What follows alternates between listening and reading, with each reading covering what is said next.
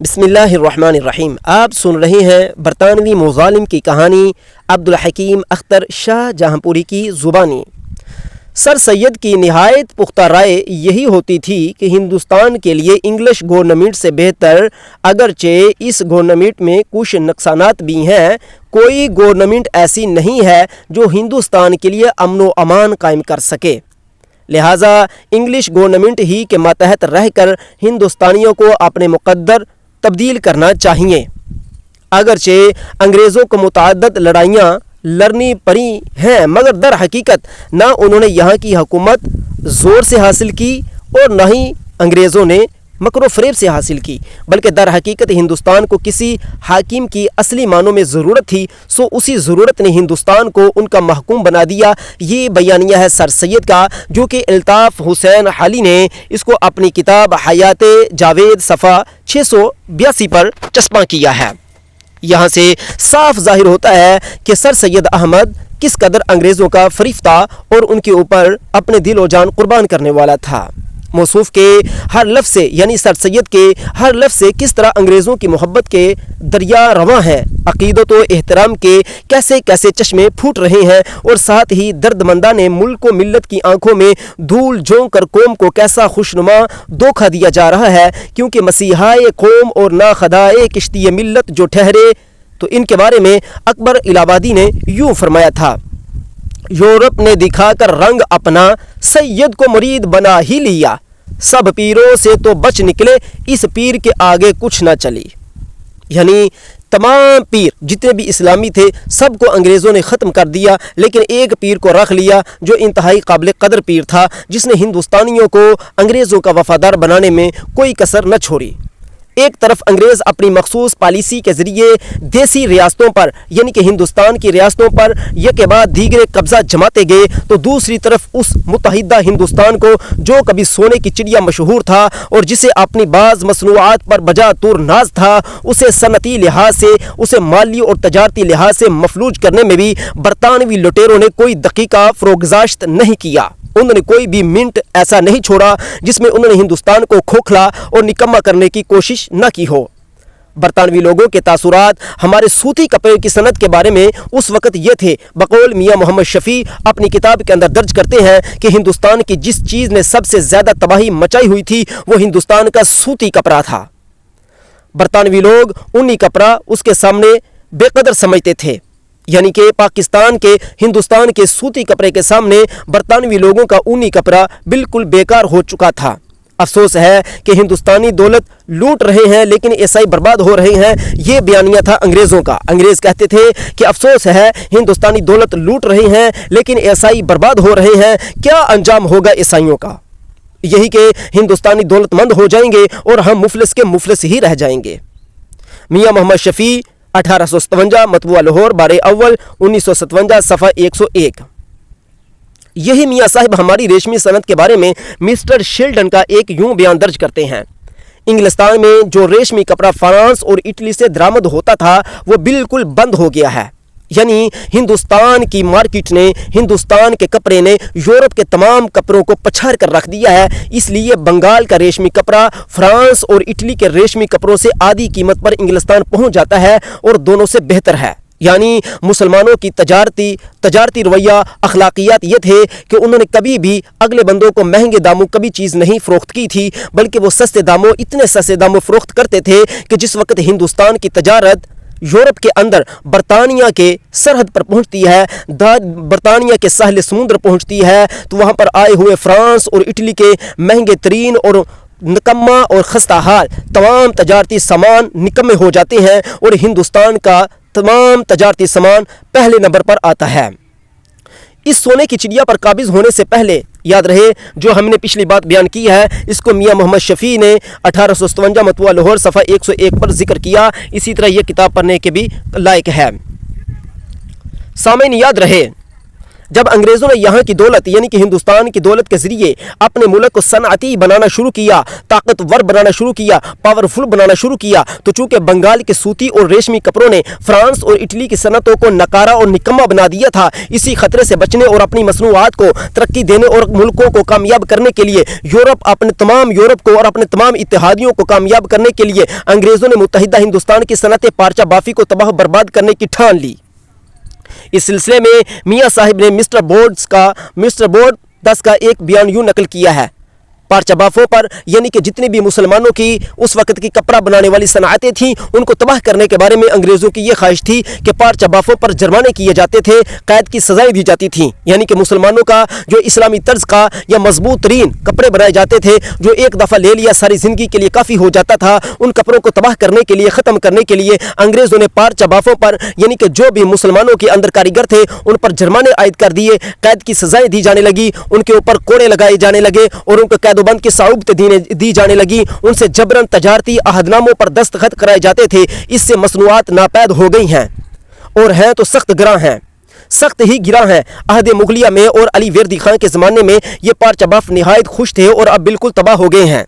यानी कि ये बात उस वक्त की मैं कर रहा हूँ जिस वक्त अंग्रेज़ हिंदुस्तान पर छा गए, तो उन्होंने सबसे पहले हिंदुस्तान के दीगर मसाइल को नकारा करने के साथ साथ पारचा बाफी तमाम कपड़ी सनतों को, कालीनी सनअतों को तबाह बर्बाद करना शुरू कर दिया था। इस बात को दर्ज किया है मियाँ मोहम्मद शफी साहब ने 1857 मतबूआ लाहौर सफ़ा 105 पर। सामाईन, इसी तरह 1850 तक मुकम्मल तौर पर अंग्रेज़ों ने हिंदुस्तान की सनअत तजारत को ठिकाने लगा दिया था और हिंदुस्तानी सुई तक के लिए भी वहाँ इंग्लिस्तान के मोहताज हो गए। यानी कि सुई लेने के लिए भी अंग्रेज़ों के ग़ुलाम बन गए।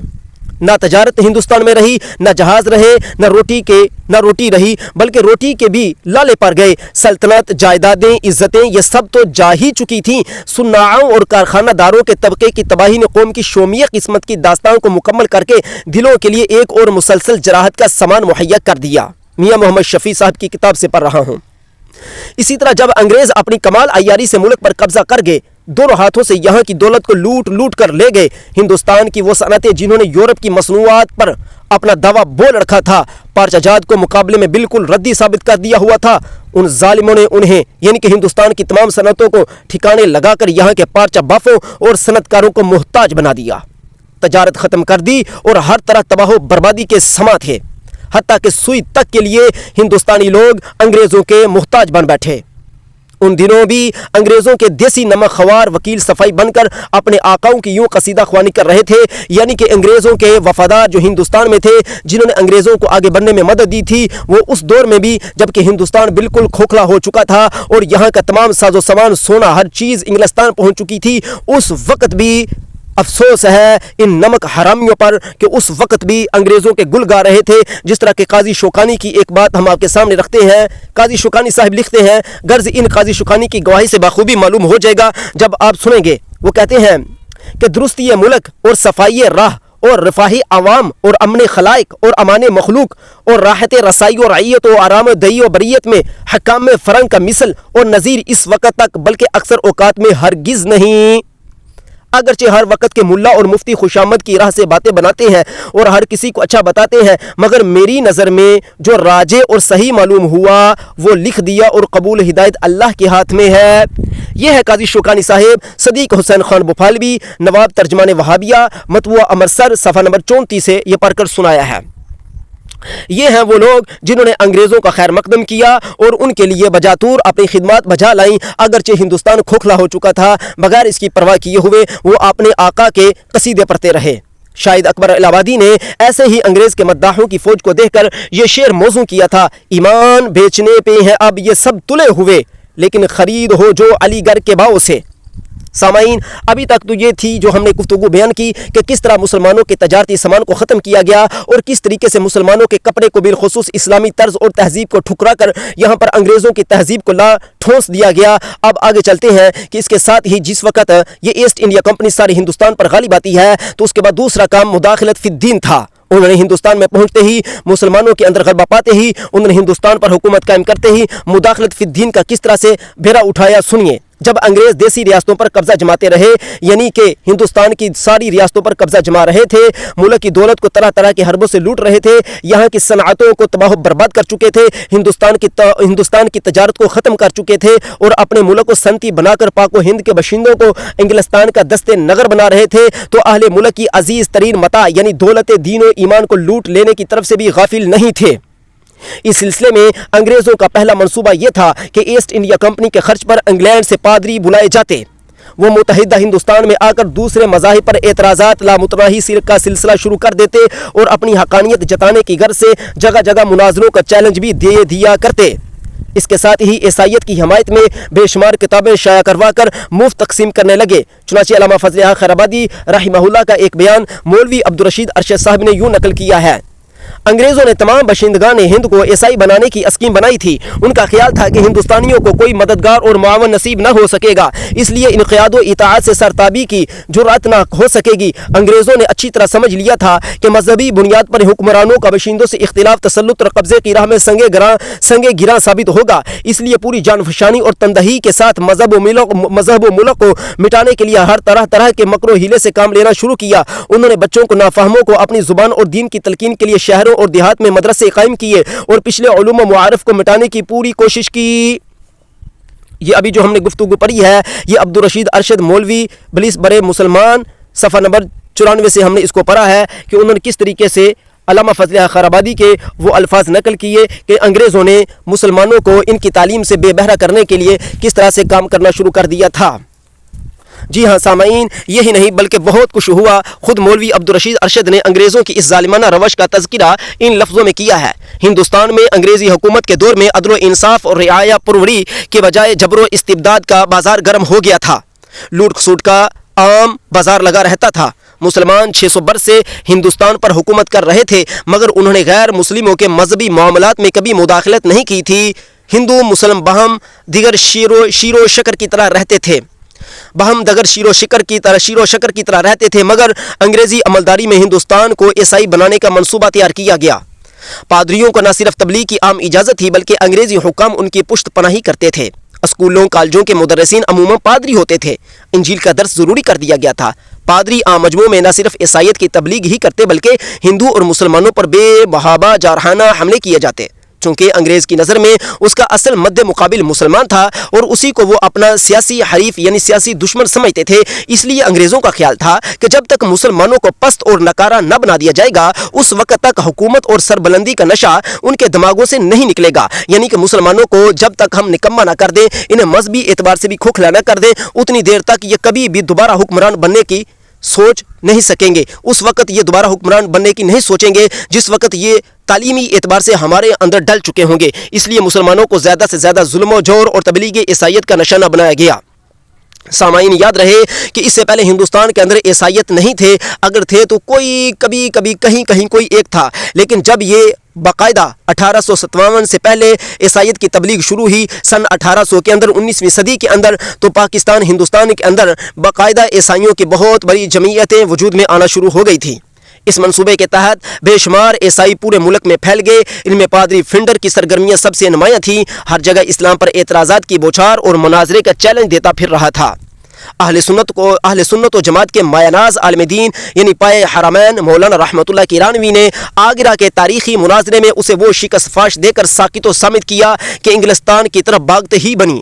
غلام رسول مہر نے اس امر کا تذکرہ بھی اپنی کتاب کے اندر یوں کیا ہے: اس ضمن میں پادری فنڈر کا ذکر ضروری ہے جو کہ 1854 میں یہاں آیا تھا اور آتے ہی اسلام پر اعتراضات کا اس نے لامتناہی سلسلہ جاری کر دیا تھا۔ اسے عربی اور فارسی سے خوب واقفیت تھی، اسلامی علوم کی کتابیں بھی دیکھ چکا تھا۔ سادہ لوگ علماء جنہیں عیسائیت سے چندہ واقفیت نہ تھی فنڈر کے اعتراضات کا جواب نہ دے سکتے تھے۔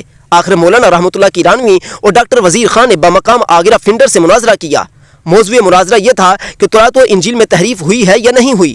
فنڈر نے شکست کھائی اور وہ واپس چلا گیا۔ تاہم یہ حقیقت پھر ایک مرتبہ واضح ہو گئی کہ پادریوں کو دور دراز کے سفر کر کے یہاں آنے اور لوگوں کے عقائد بگاڑنے کی کوشش کرنے کا حوصلہ کیوں ہوا۔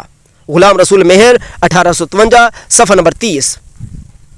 پروفیسر محمد ایوب قادری نے بھی اس مناظرے کا ذکر ان لفظوں میں کیا ہے: مولانا رحمۃ اللہ بن خلیل اللہ عثمانی 1233 1817 میں پیدا ہوئے، کیرانہ ضلع مظفر نگر وطن ہے۔ मुफ्ती सादुल्ला मुरादाबादी, मौलवी मोहम्मद हयात और मौलवी इमाम बख्श सोहबाई वगैरह से तहसील इल्म की। 1270-1854 में आगरा में पादरी फिंडर से मुनाजरा किया। फिंडर ने राह फरार इख्तियार की। जंग आज़ादी 1857 में बड़े जोर के साथ हिस्सा लिया, जिसके नतीजे में जायदाद अमलाक जब्त हो गई और मक्का मुअज़्ज़मा को हिजरत करना पड़ी।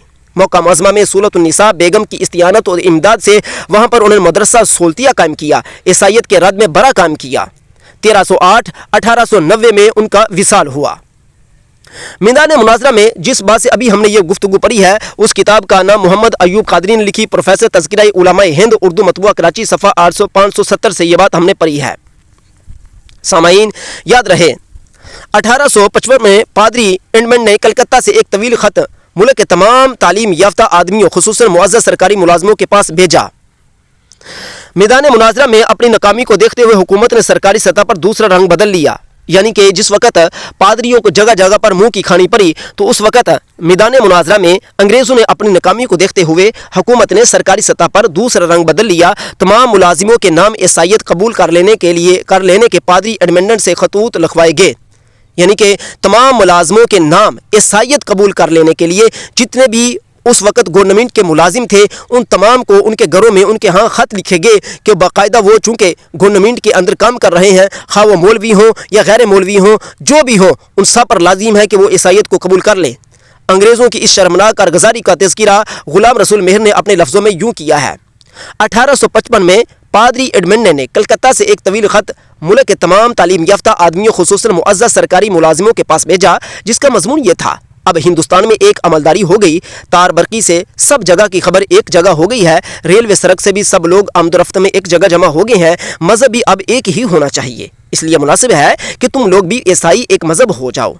इन तमाम बातों का नतीजा इसके सिवा क्या हो सकता था कि लोगों को यकीन हो जाता अब हुकूमत ने ईसाईयत को फ़रोग देने और साबिका मज़ाहब को मिटा देने का पुख्ता इरादा कर लिया है। मियां मोहम्मद शफी ने पादरी एडमंड के मज़कूरा खतूत का तज़किरा अपने लफ्ज़ों में यूँ किया है। चलते चलते सुलगती आग पर पादरी एडमंड ने कलकत्ते से 1855 में तमाम दफातर और अहम इदारों में ज़ैल का ऐलान भेजकर तेल छिड़क दिया। जो शक में थे उन्हें भी यकीन हो गया कि अंग्रेज़ हमें मज़हब से भी महरूम कर देंगे। मुसलमान हो या हिंदू, दोनों पर इसका यकसा असर पड़ा और दोनों तप गए। पादरियों की इन शर्मनाक सरगर्मियों में हुकूमत का हाथ था या नहीं? मियाँ साहब इसका जवाब देते हुए ये कहते हैं, हकीकत नस्ल अमर ये है कि पादरियों की तहरीक तबलीग में खुद गवर्नर शामिल रहे हैं। मुबल्लिगीन ईसाईयत को बाकायदा इमदाद क्या बल्कि तनख्वाहें दी जाती थीं और बाज़ गवर्नर तबलीग में खासी दिलचस्पी और जोशो सरगर्मी रखते थे। ब्रिटिश गवर्नमेंट का नजरिया और मनसूबा पादरियों की सरगर्मियों से वाज़ेह था। आखिर हज़ारों मील दूर से यहाँ आकर इतना खर्च बर्दाश्त करके पादरियों को यहाँ तबलीग करने, दूसरों के मज़ाहब पर एतराज़ात जरने की आखिर कौन सी ज़रूरत पड़ी थी? ज़रूरत भी तस्लीम की जाए तो आम दो खर्च के इतने मुसारिफ एक मजहबी मुबल्लिग के पास कहाँ से आए? अगर मुसारिफ हों भी हज़ारों रुपये खर्च करके यहाँ आकर तबलीग करने की बजाय एक कौड़ी खर्च किए बगैर अपने ही मुल्क में तबलीग कर लेते। साफ जाहिर है कि पादरियों का हज़ारों मील दूर से यहाँ आने का कतन ना कोई ज़रूरत थी, ना कोई जवाज़ और न किसी आम आदमी में इस्तिताअत, और पादरियों की ज़रूरियात तो ब्रिटिश गवर्नमेंट बाकायदा पूरी करने में किसी भी कसर से पीछे नहीं हटी थी। उनके सारे अखराजात बर्दाश्त करने की इस्तिताअत थी। ईस्ट इंडिया कंपनी में उनके तमाम मसाइल हल करने की, उनके तमाम अखराजात उठाने और उन्हें बर्दाश्त करने की ताकत थी, जिससे साफ जाहिर है कि सारी कारगुजारी अंग्रेज़ी हुकूमत की थी। इस हकीकत के बावजूद यहाँ के एक अलीगढ़ नामदार और अपने सरकारी अब्द-ए-क़रार की सफाई में यूँ गौरबार होते थे। अब यहाँ से एक नया मसला छिड़ रहा है जो कि अलीगढ़ कॉलेज, जिसके पहले भी हमने जिक्र किया, उन्हीं के बानी का है। वो कहता है कि अव्वल ये कि कलकत्ते के बाज़ पादरियों ने अपने हस्बे आदत मज़हब व मिल्लत के बारे में मुनाजरे और मुबासे के तरीके पर एक ऐलान छपवा कर आम तौर पर हिंदुस्तानियों के पास भेजा है, और हिंदुस्तानियों ने यह समझा है कि इस किस्म के मज़ामीन अब्द पायदार गवर्नमेंट के इशारे से भेजे गए हैं। हालांकि गवर्नमेंट को इसकी मुतलकन खबर नहीं और सरकार आली मिकदार की ये शान हरगिज़ नहीं कि वो अपनी रियाया को अपने दीन व मज़हब की तरगीब व तहरीस दे। साफ जाहिर है कि इस मुल्क में हर मज़हब व मिल्लत के लोग हैं जो अलग अलग आइन रखते हैं और उनका इलाका इस सरकार वाला इक़्तिदार के मातहत है। गवर्नमेंट इन पर लुत्फ़ व करम की यकसा नज़र रखती है। इक़्तिदार को इतनी मुद्दत हो चुकी है, कभी किसी से मज़हब व मिल्लत के बारे में तारुज़ नहीं किया गया, इसमें इस्लाम हो या दूसरे मज़ाहिब व मिलल। मियां मोहम्मद शफी ने इस बात को लिखा है, मतबूआ लाहौर सफ़ा 120 पर यह बात मौजूद है। ऐसे आलाकारों की सफाई के बावजूद गवर्नमेंट के खिलाफ नफरत के आम जज्बात भड़कने लगे। पादरियों की इन सरगर्मियों की जिम्मेदारी हर कोई हुकूमत पर डालता था। इन सब से कता नजर उलमाए दीन के मुकाबले में पादरियों की शिकस्तें और जिल्लत और नाकामी के वाक़यात ने हुकूमत पर वाज़ेह कर दिया कि अहले हिंद और खुसूसन मुसलमानों के ईसाई बनाने की तजवीज़ निहायत टेढ़ी खीर साबित होकर रहेगी। इस हकीकत और तजर्बे की रोशनी में जो काम पादरियों से लेना था वो हुकूमत ने अपने आलाकार पादरियों से लेना शुरू कर दिया। यानी हुकूमत को यह बाकायदा मालूम हो चुका था कि जिस तरह हम अंग्रेज वहां से यूरोप से अपने पादरी बुला रहे हैं, तो यूरोप से बुलाए हुए पादरी जिस वक्त हिंदुस्तान में आते हैं तो यहाँ के लोग उनसे बज़न होते हैं और कभी भी वो यूरोपी नजरियात के हामिल ना हो सकेंगे। यानी कि हिंदुस्तानी लोग यूरोपी नजरियात के हामिल ना हो सकेंगे। इनको यूरोपी नजरियात के हामिल करने के लिए हमें काले पादरियों से पाला पड़ेगा और काले पादरियों को ही हम इन मामलात में इस्तेमाल करेंगे। काले पादरियों से मुराद अलीगढ़ कॉलेज के तालीम याफ्ता लोग। काले पादरियों से लेना शुरू कर दिया और यूरोपियन तालीम और तहजीब की कदरदानी और हौसला अफजाई शुरू करके दीनी उलूम और उलूम शर्क़िया की तहसील करने वालों को उज़्वे मुअत्तल बना देने की ठान ली। महर साहब लिखते हैं, इब्तिदा में मदरसों और कॉलेजों के अंदर तालीम का दूसरा तरीका था। वो तमाम असुन्ना उलूम पढ़ाए जाते थे, यानी कि इस्लामी तरीका था जिनका पहले रवाज था, मसलन अरबी, फ़ारसी, संस्कृत, फ़िक़ह, हदीस, हिंदू धर्म की कुछ किताबें वगैरह। इनके साथ अंग्रेज़ी भी थोड़ी बहुत पढ़ाई जाती थी। बाद अज़ां अरबी और फ़ारसी की तालीम बहुत कम हो गई। फ़िक़ह, हदीस और दूसरी मजहबी किताबें बंद कर दी गईं। उर्दू और अंग्रेज़ी का जोर हुआ।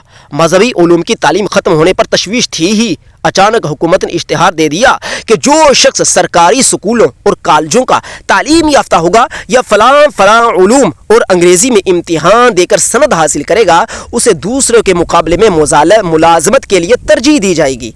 इस तरह तालीम के मुतालिक भी सुए-ज़न पैदा हो गया। सुए-ज़न पैदा होगा। ये हमने कहाँ से पढ़ा है? गुलाम रसूल मेहर की किताब सफ़ा 130 से, मियां मोहम्मद शफ़ी की किताब से भी हमने इसको पढ़ा है। सामाईन, ये थी वो कारगुजारियाँ जो कि अंग्रेज़ बाकायदा तालीम के ज़रिए से मुसलमानों का जहन बदल रहे थे और इन्हें हमेशा हज़ारों साल की ग़ुलामी में धकेल रहे थे, क्योंकि अंग्रेज़ बाखूबी मालूम कर चुके थे कि मुसलमानों को दीगर कौमों को छोड़ते हुए बाकायदा बिलखुसूस मुसलमानों को अपना ग़ुलाम बनाना नामुमकिन है। इनको ग़ुलाम बनाने के लिए लाजमी है कि या तो इनको ईसाई बना लिया जाए, और अगर ये ईसाई नहीं बनते तो कम अज़ कम इनको इतना मुसलमान ज़रूर रहने दिया जाए कि ये नीम मुर्दा मुसलमान हो और इनके नज़रियात व अफ़कार यूरोप के मतहत हो जाएँ। जब अंग्रेज़ी हुकूमत ने मजहबी तालीम स्कूलों और कॉलेजों से खारिज कर दी और उसकी जगह अंग्रेज़ी ज़ुबानों उलूम को देकर मुलाजमत के सिलसिले में अंग्रेज़ी तालीम को फ़ोक़ियत और अवलियत देकर मशरक़ी और मजहबी उलूम को पामाल करना शुरू किया, तो इसी पर इक्तिफ़ा न की बल्कि मुलाजमत के सिलसिले में अपने मुक़र्रर करदा डिप्टी इंस्पेक्टरों के सर्टिफिकेट को लाजिम करार दिया। ये अमर मुत्तहिदा हिंदुस्तान के बाशिंदों की नज़र में ज़ख़म पर नमक छिड़कने के मुतरादिफ था, क्योंकि हिंदू हों या मुसलमान, सब ही इस वक्त डिप्टी इंस्पेक्टरों को अपने मुल्क और अपनी कौम के गद्दार अंग्रेजों के एजेंट समझते थे और उन्हें काला पादरी कहा करते थे। सर सैयद अहमद खान ने इस अमर का भी इजहार किया है।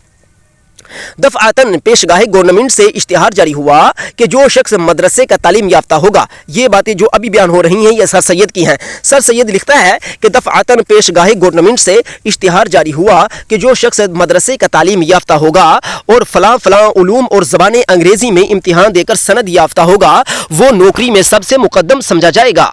इस तरह छोटी छोटी नौकरियां भी डिप्टी इंस्पेक्टरों के सर्टिफिकेट पर, जिनको अभी तक सब लोग काला पादरी समझते थे, मुनहसिर हो गईं और इन गलत ख्यालात के सबब लोगों के दिलों पर एक गम का बोझ पड़ गया और सबके दिल में हमारी गवर्नमेंट से नाराज़गी पैदा हो गई और लोग ये समझे कि हिंदुस्तान को हर तरह बेमुआश और मोहताज किया जाता है कि इंता मजबूर होकर रफ्ता रफ्ता इन लोगों की मजहबी बातों में तगय्युर और तबद्दुल हो जाए।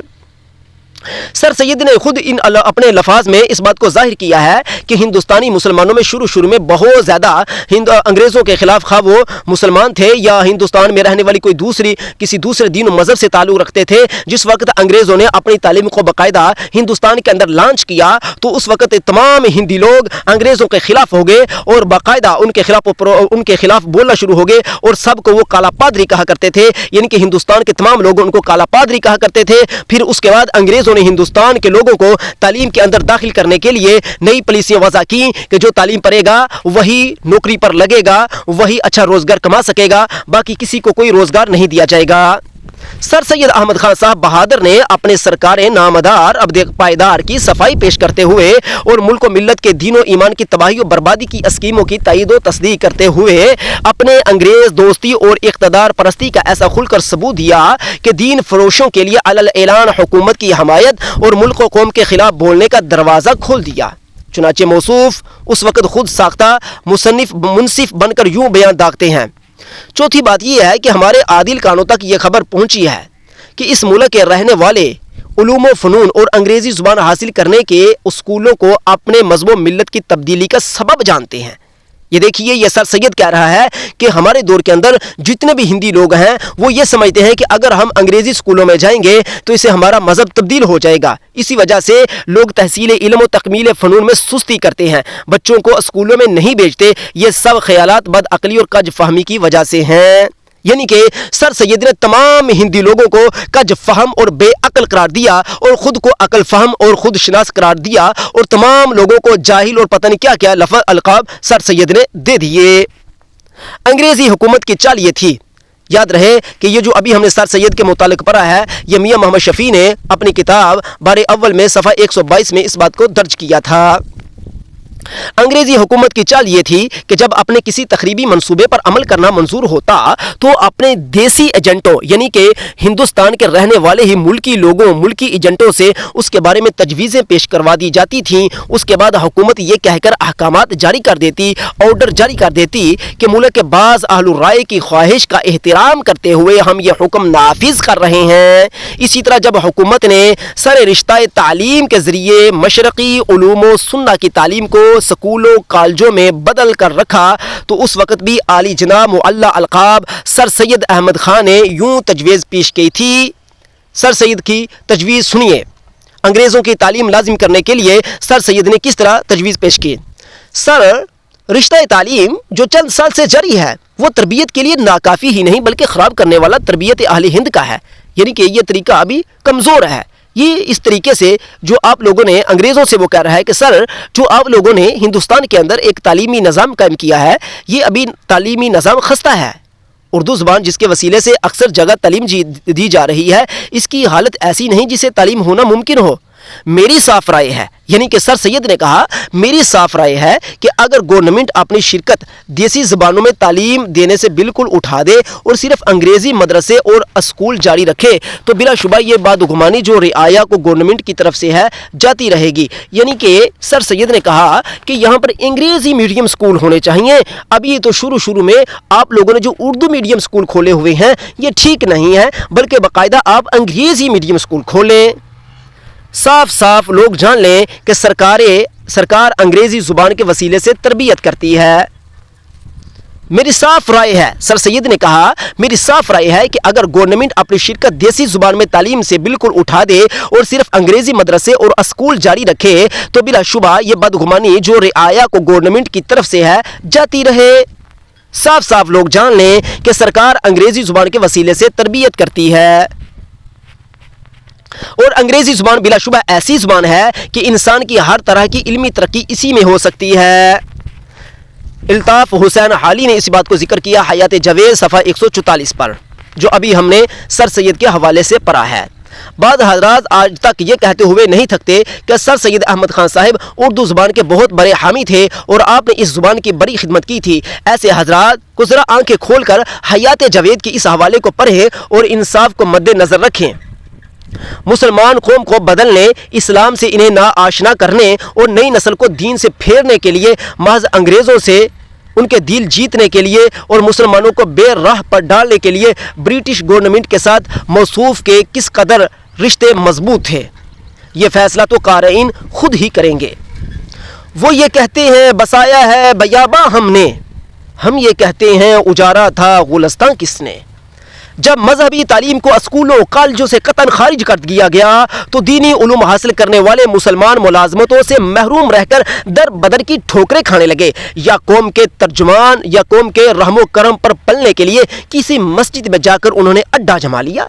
इसके बरअक्स जिसने अंग्रेज़ी तालीम पर ही उसे काले पादरियों, डिप्टी इंस्पेक्टरों से मुलाजमत के सर्टिफिकेट मिल गए और उनके खासी गुजर बसर अच्छे तरीके से होने लगा।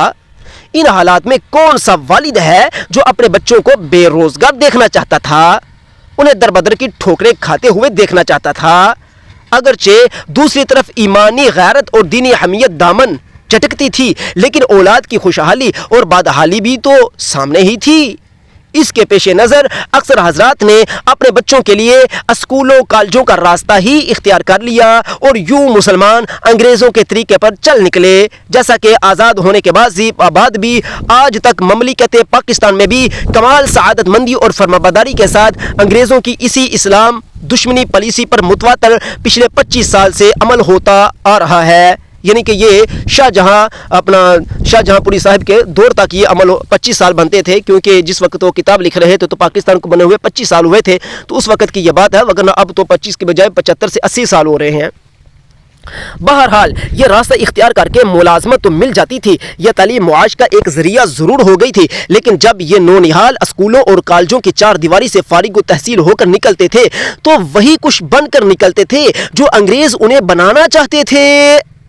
اگرچہ مسلمان عیسائی بننے پر تو آمادہ نہ ہوئے اور انگریز اپنے اس مقصد میں واقعی ناکام رہے، لیکن حکومت نے اپنا مقصود دوسری طرح حاصل کر لیا کہ ان کی تعلیم حاصل کرنے والی نئی نسل کی اس انداز سے ذہنی تربیت شروع کر دی، گفتار و کردار غور و فکر کے زاویے اس طرح بدل دیے کہ ادعائے مسلمانی یعنی کہ مسلمان ہونے کا دعویٰ کرنے کے علاوہ ان کے مسلمان ہونے کا ثبوت شاید ہی کوئی ملتا تھا۔ گویا عیسائی نہ بنے تو حقیقی مسلمان بھی نہ رہنے دیا۔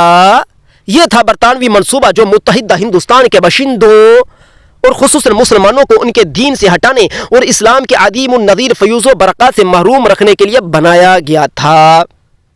سامعین، 1857 کا ٹکراؤ انگریز جس طرح ملک کے بلا شرکت غیر حاکم بنے، یعنی کہ پورے ہندوستان کے صرف انگریز ہی حاکم بن چکے تھے اس وقت، دولت لوٹی، یہاں کی صنعتیں تباہ کیں، پاک و ہند کے باشندوں کی پشتہا پشت کے گارے خون پسینے کی کمائی سے جس طرح اپنے قلاش ملک انگلستان کو خوشحال اور صنعتی بنا دیا، ان میں سے ہر زخم دوسرے سے گہرا تھا۔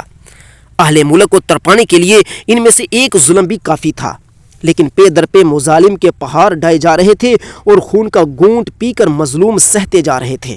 مگر جب پاک و ہند کے باشندوں کو عیسائی بنانے کے پروگرام پر عمل شروع ہوا تو مظلوم بل بلانے لگے۔ حکومت کے خلاف نفرت کے جذبات اپنے نقطۂ عروج پر جا پہنچے۔ اس ستم بالائے ستم نے غیظ و غضب کی ایک لہرا دورا دی، پورا ملک ایک آتش فشاں پہاڑ بن گیا۔ صرف کسی خاص بہانے کی ضرورت تھی کہ چربی والے کارتوسوں نے جلتی پر تیل چھڑکنے کا کام کر دیا۔ فوجیوں کا یہ خیال تھا کہ مسلمانوں کو جو کارتوس دیے جاتے ہیں ان پر خنزیر کی چربی اور ہندوؤں کو دیے جانے والے کارتوسوں پر گائے کی چربی لگائی جاتی ہے۔ چونکہ یہ کارتوس زبان سے لگائے بغیر چل نہیں سکتے تھے، لہٰذا ہندو اور مسلمان فوجیوں کا یہی خیال تھا کہ اس طریقے سے حکومت ان کے دھرم اور ایمان کو خراب کرنا چاہتی ہے اور ان کے جذبات کو ٹھیس پہنچا رہی ہے۔ میرٹھ چھوڑنے کے بعد سپاہیوں نے وہ کارتوس استعمال کرنے سے انکار کر دیا تو انہیں اطمینان دلانے کے لیے بجائے نشہ اقتدار میں بد مست رہنے والے افسروں نے ان کے ساتھ انتہائی ظالمانہ سلوک کیا۔ اس امر کا تذکرہ جناب غلام رسول مہر صاحب مورخانہ انداز میں اپنی کتاب میں یوں کرتے ہیں، کہتے ہیں کہ 9 مئی کی صبح طلوع ہوئی، دیسی رسالے کو یعنی کہ ہندوستان سے جمع کردہ فوج کو پیدل پریڈ کے میدان میں آنے کا حکم مل گیا۔ یورپی فوج کو اور توپ خانے کو اس طرح کھڑا کیا گیا کہ اگر کوئی سپاہی مزاحمت کی خفیف سی بھی حرکت کرے تو توپوں کے منہ کھول دیے جائیں اور سب کو موت کے گھاٹ اتار دیا جائے۔ 50 مجرموں کو جنہوں نے میرٹھ چھوڑی میں 24 اپریل 1857 کو چربی والے کارتوس استعمال کرنے سے انکار کر دیا تھا اور جنہیں انگریز سزائے موت کا حکم سنا چکے تھے، پہرے میں لایا گیا۔ پریڈ کے میدان میں پہلے ان کی وردیاں اتاری گئیں، پھر لوہاروں کو حکم دیا گیا کہ ان مجرموں کو بیریاں پہنائی جائیں۔ چنانچہ اس پر عمل ہوا۔ کئی نے لکھا ہے کہ یہ منظر بڑا دردناک تھا۔ ان بد نصیب آدمیوں کے پاس انگیز اشارے دے کر بہت سے لوگوں کے دل میں ہمدردی کے جذبات متحرک ہو گئے۔ ان میں ایسے بھی تھے جو فوج کے گلے سرسبد سمجھے جاتے تھے، وہ سپاہی جنہوں نے حد درجہ امتحانی حالات اور اجنبی مقامات میں حکومت برطانیہ کی خدمات انجام دی ہوئی تھیں، ان کی وفاداری میں بھی کبھی تزلزل نہ آیا تھا۔ قیدی ہاتھ اٹھا کر اور بلند آواز کے ساتھ جرنیل سے انگریزی سپہ سالاروں سے التجا کر رہے تھے کہ ہم پر رحم کیجیے اور ایسی ذلت خیز سزا نہ دیجیے۔ جب انہیں امید کی کوئی بھی کرن نظر نہ آئی تو وہ اپنے ساتھیوں سے مخاطب ہو کر برا بلا کہنے لگے کہ کیوں چپ چاپ کھڑے ہمیں ذلت کا نشانہ بنتے دیکھ رہے ہو۔ ظاہر ہے کہ گرد و پیش توپیں لگی ہوئی تھیں، یعنی کہ ان کے چار چفیرے توپیں ہی گری ہوئی تھیں۔ ان سپاہیوں کے جنہوں نے کارتوس چلانے سے انکار کر دیا تھا، میرٹھ کی چھونی میں انہیں پکڑ کر جب یہاں پر لایا گیا تو ان کے چاروں طرف پر توپیں ہی توپیں تھیں۔ اگر ان کی امداد کے لیے ایک بھی سپاہی سب کی حرکت کرتا، یعنی کہ اگر ایک بھی ہندوستانی فوجی اپنے بھائیوں کو بچانے کی حرکت کرتا تو سب کی موت یقینی ہو جاتی۔ لہٰذا اگرچہ دلوں میں غیظ و غضب کا طوفان متلاطم تھا، تاہم صبر و ضبط کے سوا چارہ کار نہ تھا۔ ذمہ دار انگریزوں نے بھی اعتراف کیا کہ یہ فعل سراسر احمقانہ تھا، اور اس درجہ احمقانہ میں جو تصور میں یہ اس قدر درجہ احمقانہ تھا جو تصور میں نہیں آ سکتا، یہ خود انگریزی رائٹروں نے بھی اس کو تسلیم کیا ہے۔ غلام رسول مہر صاحب، ان کی کتاب صفحہ نمبر 68 ہے، جہاں سے پڑھ کر آپ کو بتایا گیا ہے۔ موصوف نے اس جرنیل کے اسی احمقانہ فعل کے بارے میں فاس جلد اول صفحہ 34 کے حوالے سے اس وقت کے انگریز گورنر جنرل کے تاثرات یوں پیش کیے ہیں: آدمیوں کو پریڈ میں بیڑیاں پہنانا جس میں کئی گھنٹے صرف ہوئے اور ان لوگوں کی موجودگی میں سب کچھ کرنا جن میں سے بہتروں کی طبیعتیں برگشتہ تھیں اور وہ کارتوسوں کی داستان کو درست سمجھتے تھے، یقین ہے کہ اس سے پریڈ کے دل پر سخت ضرب لگی ہوگی۔ فوج کے مزاج اور ان لوگوں کے جرم کو پیش نظر رکھتے ہوئے انہیں ایسی رسم کی بجا آوری کے بعد محض دیسی گارڈ کی حفاظت میں جیل بھیجنا ناقابل تصور حماقت تھی۔ یعنی کہ یہ خود ہی انگریزی رائٹر لکھ رہے ہیں کہ یہ سب کچھ ہمارے افسروں کی غلطی کی وجہ سے ہوا تھا، جو ہندوستانی فوج کے اندر پھوٹ پڑی تھی یہ ہمارے ہی بندوں کی کمی کی وجہ سے ہوا تھا۔ یعنی کہ سامعین دیکھیے کہ آج کے دور کے اندر بھی انگریز رائٹر اس بات کو بخوبی جانتے ہیں کہ ہم نے کس طریقے سے ہندوستان کے جگر، سینے، کلیجے کو چبا کر ریزہ کر دیا تھا۔ یہ ہیں گورنر جنرل کے تاثرات۔ جب حکومت ایسی عیار اور ظالم ہو تو لاوا کیوں نہ پکتا۔ میرٹھ چھاؤنی میں مذکورہ برطانوی جرنیل نے فوجیوں پر وہ قیامت خیز ظلم ڈھایا کہ مظلوموں کے صبر کا پیمانہ لبریز ہو گیا۔ ابتدا میرٹھ چھاؤنی سے ہوئی۔ 10 مئی 1857 کو وہاں فوج نے بغاوت کر دی۔ انگریزوں کی فوج سے تصادم ہوا۔ جنگل کی ہوا کی طرح یہ خبر دوسری چھاؤنیوں میں پہنچی اور وہاں بھی دیسی اور پردیسی فوجیں باہم دست و گریباں ہو گئیں۔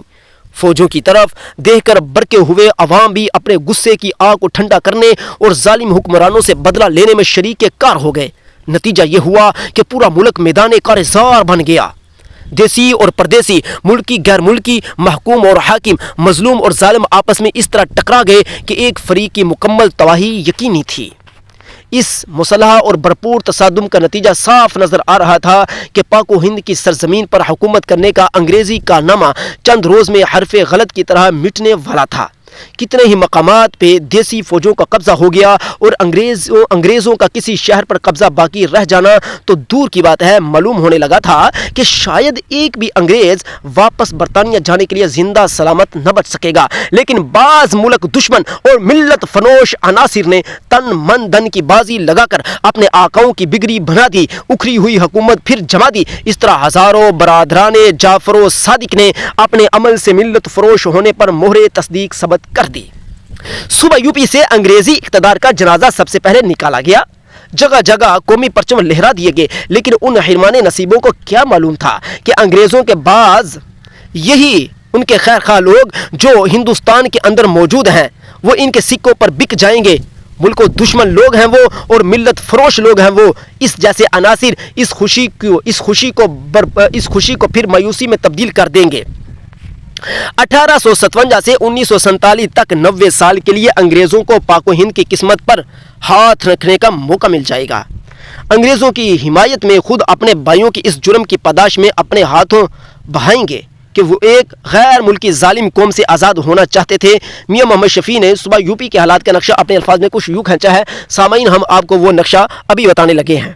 یاد رہے کہ یہاں پر شاہ جہاں پوری صاحب کہنا چاہتے ہیں کہ 1857 میں ممکن تھا کہ جس کی طریقے سے ہندوستانی فوجوں نے، اگرچہ کوئی مسلمان ہو یا غیر مسلم ہو، جس طرح انہوں نے اتحاد کر کے انگریزوں فوجوں کا مقابلہ کیا اور انہیں آخری وقت شعور حاصل ہوا، کاش کہ انہیں پہلے سے یہ شعور حاصل ہو جاتا اور انگریزی فوج نے کبھی بھی تسلط نہ کرتی، کیونکہ پہلے بھی تو مرہٹے ہی انگریزوں کے ساتھ تھے، پہلے بھی سکھ بھی تو انگریزوں کے ساتھ لگے تھے، پہلے مسلمان بھی تو انگریزوں کے ساتھ لگے تھے، سارے نہیں لگے تھے، وہی لگے تھے جو غدار تھے۔ تو جب یہ غدار لگے تھے، کاش کہ اس وقت بھی ایسے لوگ پیدا ہو جاتے تو آج انگریز ہندوستان پر قابض نہ ہو سکتے، لیکن آج انگریز قابض ہو گئے تو وہ فوجیں جو بڑے بڑے دستوں میں انگریزی فوج میں شامل تھیں، انہیں پتہ چلا تو وہ آپس میں لڑ بڑے پڑے، اور ممکن تھا کہ انگریز یہاں سے نکل جاتا اور سارا ہندوستان واپس مسلمانوں کے ہاتھوں اور دیگر اقوام کے ہاتھ آ جاتا جو کہ ہندوستان کی رہنے والی تھیں۔ لیکن انتہائی افسوس سے یہ کہنا پڑتا ہے کہ ملک کے اندر رہنے والے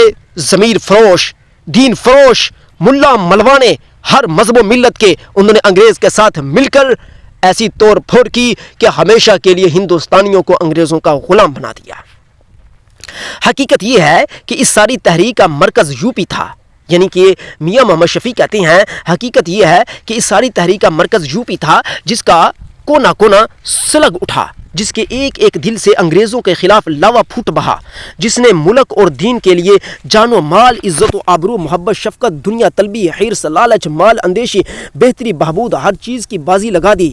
نہ ماضی کی شان کو دیکھا، نہ مستقبل کی تباہی کو سوچا، نہ جگیروں پر نظر گئی، نہ دولت کا خیال آیا۔ شہر شہر، قصبہ قصبہ، گاؤں گاؤں آزادی خواہی میں برک گیا، آبادیوں اور جنگلوں میں آگ لگ گئی۔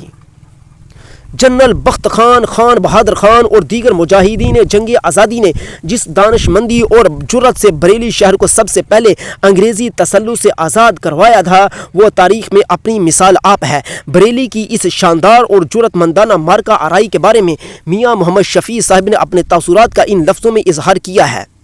آفرین ہیں روہیل کھنڈ کے ان مجاہدین پر جنہوں نے بریلی کے میدان میں شجاعت اور قربانی کی مثال قائم کی تھی اور بتا دیا تھا کہ مسلمان بیچارگی میں بھی شیر نیستاں اور پیلے دماں ہے۔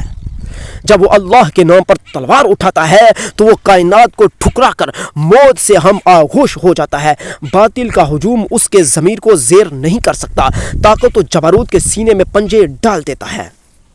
یہ گفتگو لکھی ہے میاں محمد شفیع صاحب نے اپنی کتاب میں۔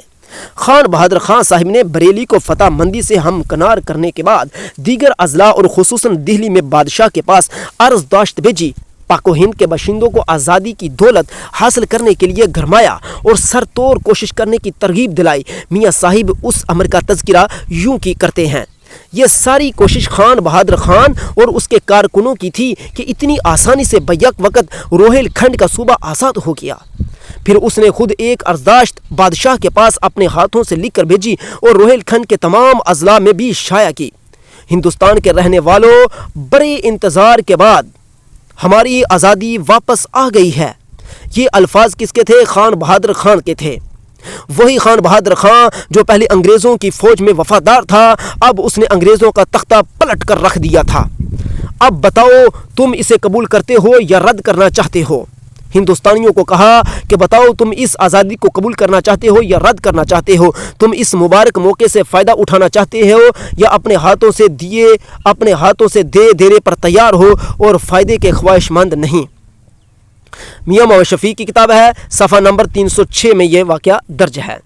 بریلی اور اس کے گرد و نواح کو انگریزی تسلط سے پاک کرنے کے بعد وہاں کا انتظام خان بہادر خان کے سپرد کیا گیا اور 1857 کی جنگ آزادی کا ممتاز مجاہد و مدبر جنرل بخت خان عازم دلی ہوا، یعنی کہ دلی کی طرف روانہ ہو گیا۔ فوج، خزانہ اور سامان حرب و ضرب ساتھ تھا تاکہ بادشاہ دلی کی مدد کر کے مغلیہ حکومت میں جان ڈالی جائے۔ بریلی سے لاؤ لشکر سمیت بخت خان کا جانا خود ظاہر کرتا ہے کہ انگریز حکومت میں کسی جگہ بھی اسے روکنے یا ٹکرانے کی طاقت نہیں تھی۔ انگریزی طاقت چھوٹے چھوٹے اجزاء میں منتشر ہو کر رہ چکی تھی، لیکن اس مجاہد ملت کی امنگیں اور آرزویں کامیاب ہوتے ہوئے ناکام ہو کر رہ گئیں۔ غلام رسول مہر نے ان حقائق کو یوں بیان کیا ہے: جنرل بخت خان اور اخرجون میں پہنچا، جنرل بخت خان اواخر جون میں پہنچا۔ وہ اپنے ساتھ منظم فوج لایا تھا اور اسے 6 مہینے کی تنخواہ پہلے ادا کر دی تھی۔ ساز و سامان بھی لایا تھا اور روپیہ بھی خزانہ سرکار میں جمع کیا تھا۔ اس میں جنگی اور انتظامی دونوں قسم کی صلاحیتیں موجود تھیں، لیکن اس کے پہنچنے سے پیشتر شہزادے مغلیہ تمام امور اپنے قبضے میں لے چکے تھے۔ بادشاہ نے اگرچہ بخت خان کو پورے اختیارات دے دیے تھے، لیکن شہزادوں کو کب منظور تھا اور کوئی اور شخص دہلی میں مختار بن جائے۔ یعنی یہ بات گفتگو کرنے کا مقصد یہ ہے کہ بخت خان نے پوری سرتور کوشش کی کہ ہندوستان کو آزاد کروا لیا جائے، لیکن ہوا یہ کہ بہادر شاہ ظفر کے اس کے جو لاڈلے تھے، جو اس کے بیٹے تھے، انہوں نے یہ کام کرنے سے روک دیا اور انہوں نے آپس کی چپقلشی کی وجہ سے سارے ہندوستان کو غلام بنا دیا۔ یہی وجہ ہے کہ جو ظلم کرتا ہے اس پر ظلم ہوتا ہے۔ اگر انہوں نے ایسا کیا تھا تو سر بھی تو انہی کے کٹے تھے، جن کو ہم عنقریب بیان کریں گے۔ وہ ہر کام میں روڑے اٹکاتے رہے، یعنی کون؟ مغلیہ شہزادے ہر کام میں روڑے اٹکاتے رہے، یہاں تک کہ انتظام درست ہو ہی نہ سکا۔ جنرل بخت خان کی قابلیت کو میاں محمد شفیع نے یوں خراج عقیدت پیش کیا ہے: بخت خان میں 2 باتیں جمع تھیں۔ اول تو وہ روہیلا تھا جو شجاعت اور جام بازی کا سبب ہے، پھر یہ کہ اس میں بادشاہی خون بھی تھا، اس میں جس نے تحمل، شائستگی اور مزید شرافت کی خوبیوں سے آراستہ کر دیا تھا۔ باقی طبی خوبیاں بھی اس اچھے روہیلے میں کسی سے کم نہ تھیں۔ انگریز نے اس کی دانائی اور فوجی شعور دیکھ کر تمام دیسی توپیں، یعنی کہ ہندوستانی توپیں خانہ اس کے ماتحت کر دیا تھا۔ جس بیری کا یہ سردار تھا، وہ کارگزاری میں سب پر سبقت لے گئی تھی۔ غدر کے قریب یہ لائق صوبیدار بدل کر اپنے باپ داداؤں کے اصل وطن بریلی میں آ چکا تھا اور اس کی شہرت دور دور تک پہنچ چکی تھی۔ بادشاہ بھی اس سے بے خبر نہ تھا۔ 31 جون کو جب بریلی میں انگریزوں کا صفایا ہو گیا تو بخت خان، جیسے کہ پہلا بتایا جا چکا ہے، 7000 باقاعدہ سوار اور پیدلوں کی ریجمنٹیں اور کئی ہزار مجاہد لے کر سامان حرب 2 جولائی 1857 کو دہلی پہنچا۔ مولانا احمد اللہ شہید مدارسی رحمہ اللہ ایک متبحر عالم دین اور صاحب اجازت تھے۔ 1857 کی جنگ میں آپ نے عدیم النظیر جنگ کارنامے سر انجام دیے۔ جس فنی مہارت کے ساتھ مولانا نے انگریزوں کے مایہ ناز اور پختہ کار جرنیلوں کے پے در پہ شکستیں دیں اور ان کے جنگی منصوبوں کو خاک میں ملا دیا، وہ تاریخ عالم کے جنگ آزما جرنیلوں کی تاریخ کا ایک سنہرا اور تابناک ورق ہے۔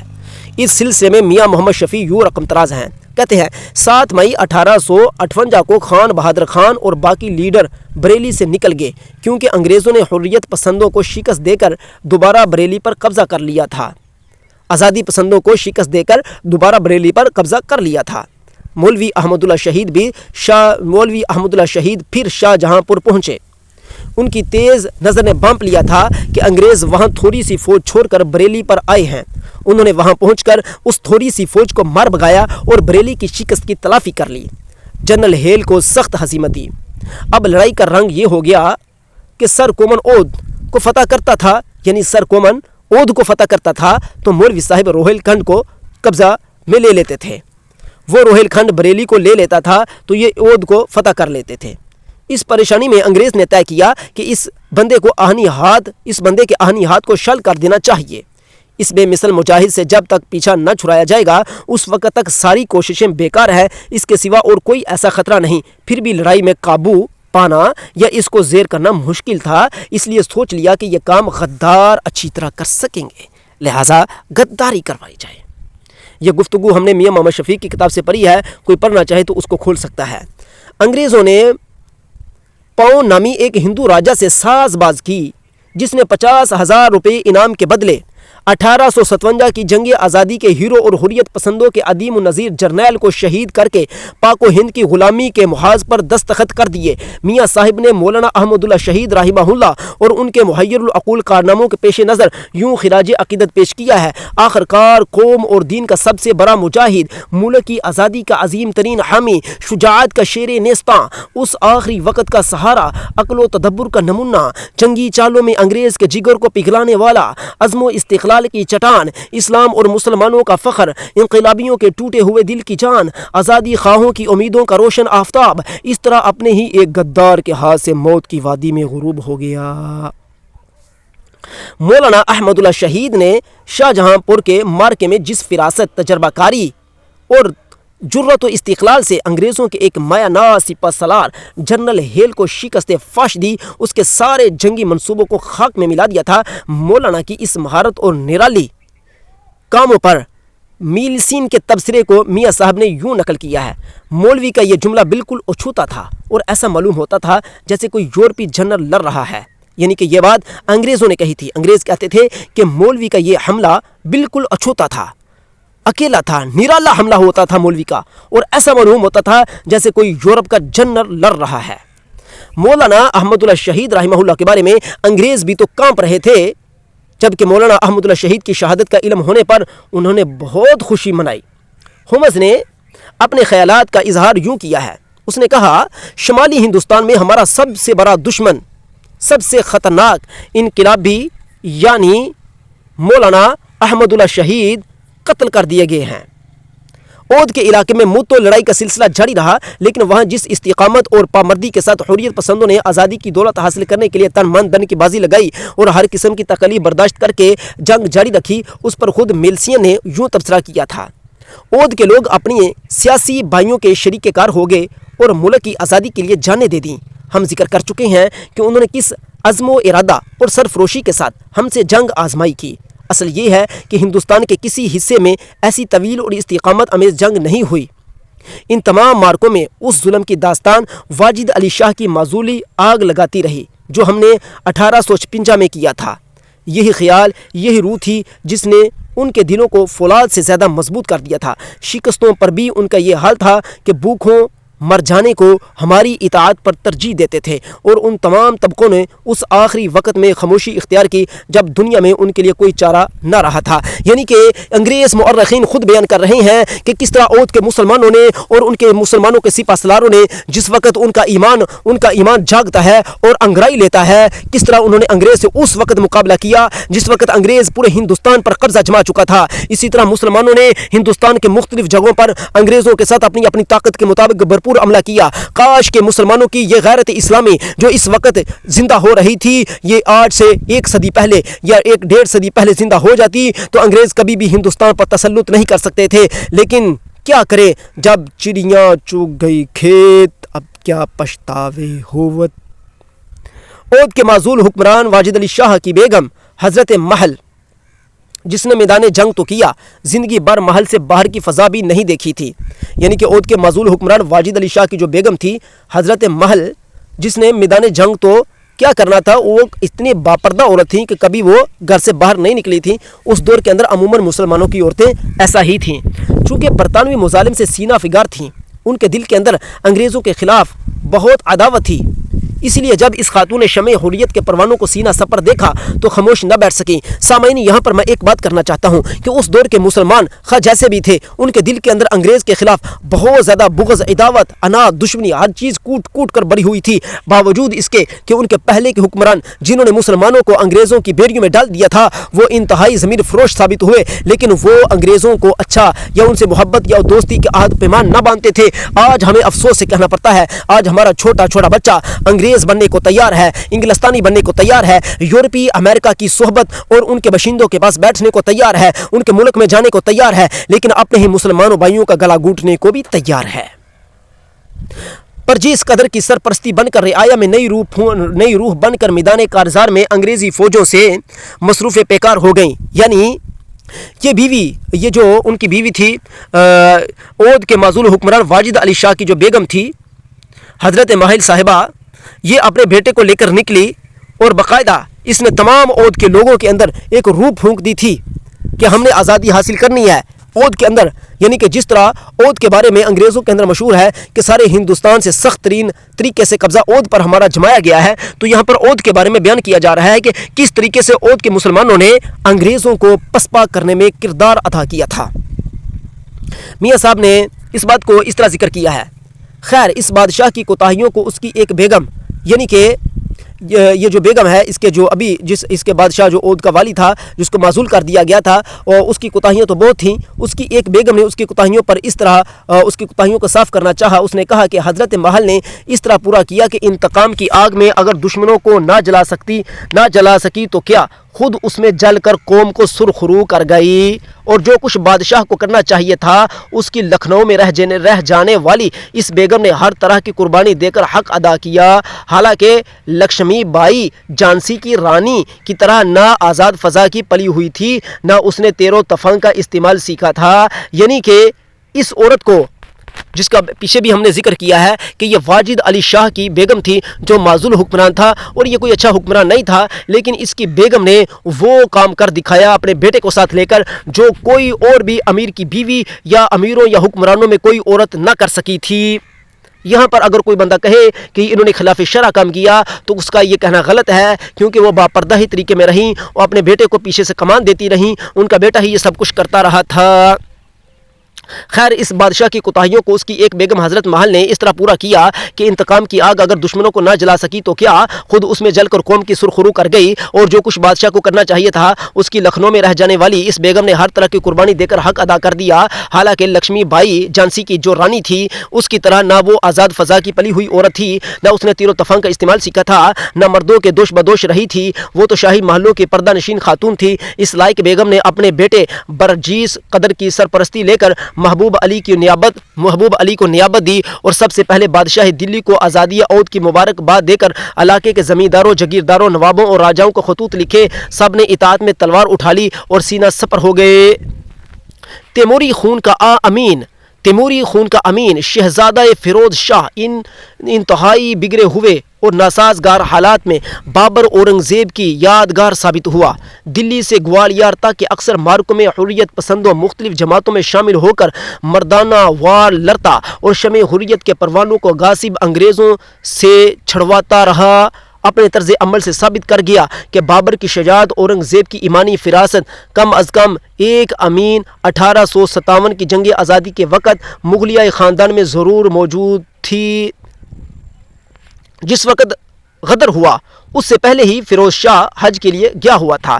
جب واپس آیا تو ساحل پر قدم رکھتے ہی انقلاب کی خبر کانوں میں پڑی، اور یہ جوان مرد شہزادہ دلی پہنچ کر ہنگامہ وارگیر میں کود پڑا، داد شجاعت دی، اور جب دلی پر انگریز قابض ہو گئے تو نہایت احتیاط کے ساتھ مشرقی دروازے سے نکل کر بریلی کی طرف آ گیا۔ بریلی کی جنگ کا خونریز مارکا ختم ہوا تو راؤ صاحب کے پاس جا پہنچا، اور جب تانتیا توپی ناگپور سے دوبارہ گوالیار آیا تو یہ اور نواب باندھا بھی اس سے جنگلوں میں آ ملے تھے۔